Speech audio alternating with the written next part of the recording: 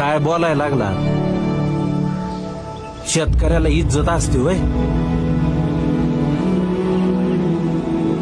या देशातल्या सगळ्यांच्या अशा वागणुकीमुळे एक दिवस देशाची इज्जत तुम्हाला येशीवर टांगायची येईल.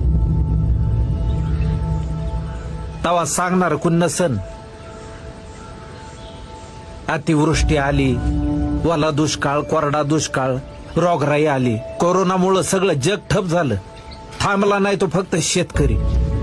साधं टिकल्याचं पाकिट विकणाऱ्याला विचारलं काय करतो, तो म्हणतो बिझनेस आहे माझा. आणि एका धान्याच्या दाण्यापासून हजारो दाणे बनविणारा शेतकरी बिझनेसमन नाही याची लाज नाही वाटत? आणि तुमच्या या अशा नटवेपणापायी आज नवी पिढी अर्धवट शिकलेली मातीत पाय घालायला तयार होत नाही. उद्या जर शेती करणारी पिढीच निपाजली नाही तर काय करणार आहे तुम्ही? का पैसा भरणार आहे फक्त? एक दिवस तुमच्याकडे खूप पैसा असन, खायला अन्नाचा कण नसन, त्यावेळी काय खाता? पैसे, नोटा.